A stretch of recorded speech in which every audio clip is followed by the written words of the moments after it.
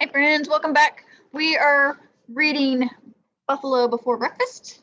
When we left Jack and Annie in chapters 1 through 3, they were transported to the Great Plains back 200 years ago, and they had just met Black Hawk from the Lakota tribe, and they were being taken to meet his grandmother. So we are on chapter 4. So remember, I'll read to you, and if there is a picture, I'll show you the picture. So here we go. Chapter 4, Good Manners. Black Hawk led Jack and Annie toward the teepees. Everyone kept watching them. Jack couldn't tell what anyone was thinking. No one looked angry, but no one looked happy either. Jack wondered how to appear brave. He glanced at Annie. She walked tall and straight. Her chin was up. Her face was calm. Jack straightened his shoulders. He lifted his chin, and he felt brave. Black Hawk stopped and slid off his pony. The pony headed for the grazing pasture. Then Black Hawk led them to a teepee. It was covered with buffalo designs. Grandmother is inside, Black Hawk said to Jack and Annie. Inside, the teepee looked like a small, round room. A fire burned in the center. Smoke rose through a hole at the top. An old woman sat on animal skins. She was sewing beads onto a moccasin. She looked up at Jack and Annie. Grandmother, said Black Hawk, this is Jack and Annie from Frog Creek, Pennsylvania. Jack and Annie both held up 2 fingers for friend. Grandmother raised 2 fingers also. Then Jack took off his coonskin cap. He gave it to Grandmother. She put the cap on her head, then laughed. Jack and Annie laughed too. Oh, I think I may. Nope, okay. Grandmother's laughter was kind face reminded Jack of his own grandmother. You wish to learn our ways, she said. Jack and Annie nodded. Jack could tell she was wise. Grandmother stood and left the teepee. They followed her. Outside, everyone was busy again. They all seemed to know that Jack and Annie weren't enemies. Jack looked around the camp. Men and boys carved bows, and girls pounded meat and sewed clothes. One girl was adding claws to a buckskin shirt. The bear claws will give her the strength of the bear, said Grandmother. She will sew on hawk feathers, elk teeth, and porcupine quills too. It will give her the power of the animals. Jack pulled out his notebook and wrote, sew bear claws to shirt. I have strong animal power when I go on a buffalo hunt, Black Hawk said proudly. What do you mean? Asked Jack. I will show you, said Black Hawk. Wait. Black Hawk went back inside the teepee. Annie turned to Grandmother. Why does he hunt the buffalo? She asked. The buffalo gives our people many gifts, said the old woman. Food from his body, teepees from his tools from his bones. Jack started making a list. Cups from his horns, Grandmother went on, ropes from his hair, even winter sleds from his. Jack finished his list. Buffalo, skin, teepee, bones, tools, horns, cups, hairs, ropes, ribs, sleds. That reminds me of the seal hunter in the Arctic, said Annie. He used all the gifts from the seal's body. He didn't waste a thing. Just then, Teddy began growling and barking. Jack and Annie turned around. They both gasped. Coming out of Grandmother's teepee was a huge wolf. Here's the picture of the girl sewing the claws on.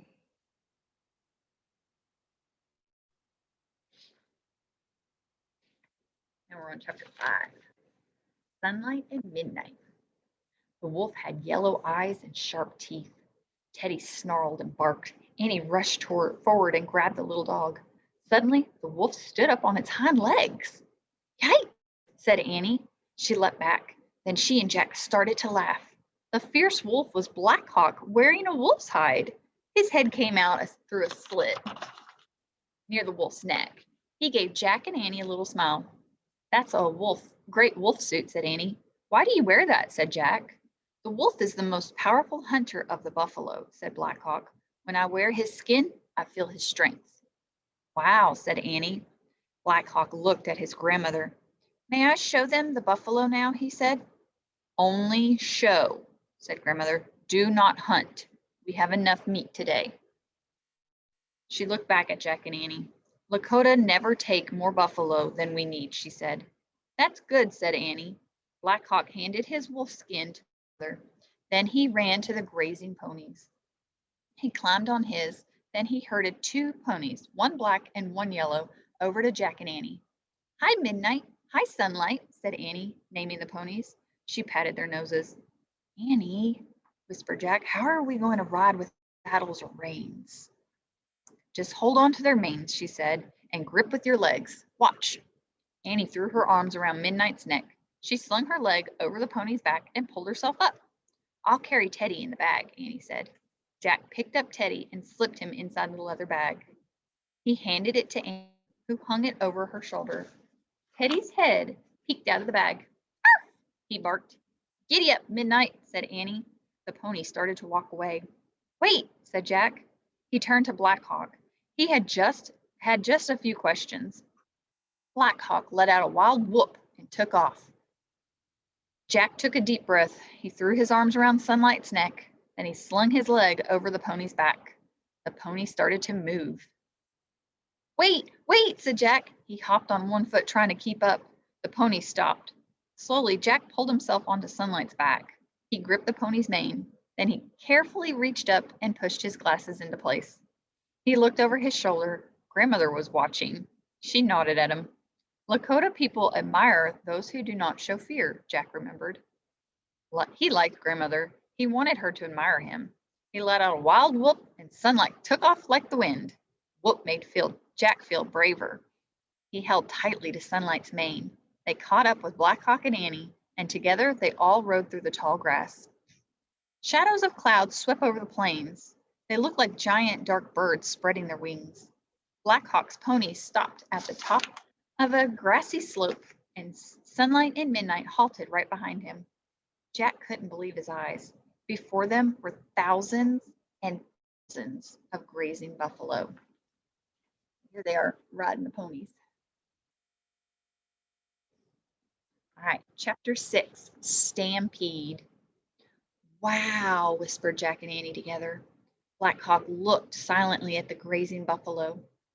Give me the research book, said Jack. Annie lifted Teddy out of the bag. Then she slid the book out and gave it to Jack. He found a picture of a buffalo herd. He read to himself. The true name of the buffalo is bison. At the beginning of the 1800s, there were 40 million bison on the Great Plains. 100 years later, there were less than 300. Almost all had been killed by white hunters and soldiers. Jack looked back at the vast herd. As far as he could see, there was nothing but buffalo. Here's a picture of them looking at the buffalo, and you can see all the buffalo down here. There's thousands and thousands of them.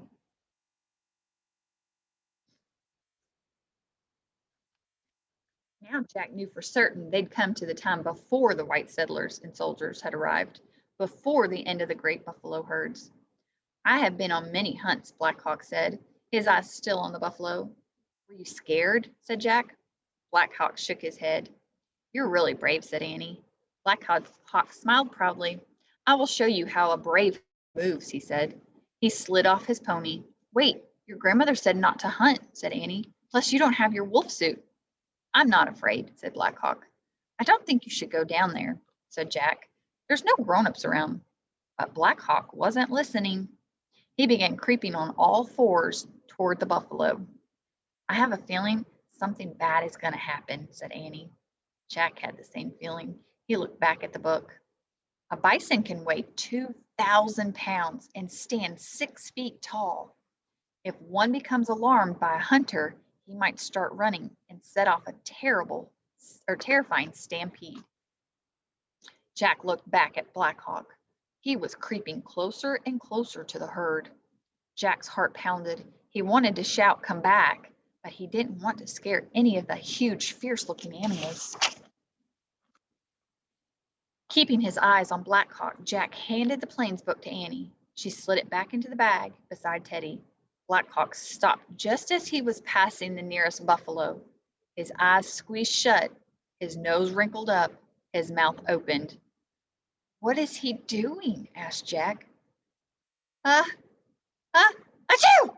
Black Hawk sneezed. Uh-oh, said Annie.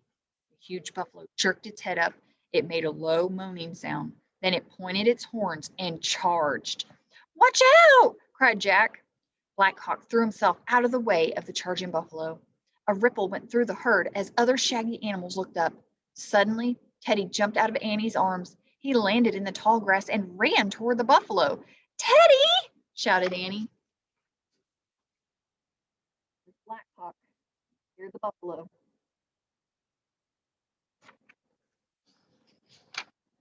The dog tore down the hill. He bounded along the edge of the herd, barking furiously. "Teddy, come back!" cried Annie. She slid off her pony and ran after Teddy.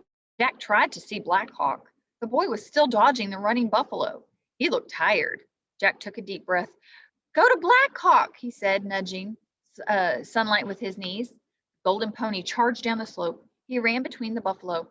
"Black Hawk!" Jack shouted. Black Hawk started running towards Sunlight. The buffalo swerved behind him.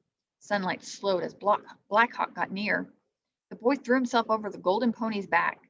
He held on to Jack as Sunlight veered away from the buffalo and ran back up the slope. "Where's Annie?" Jack cried as they reached the top. "There," said Black Hawk, pointing.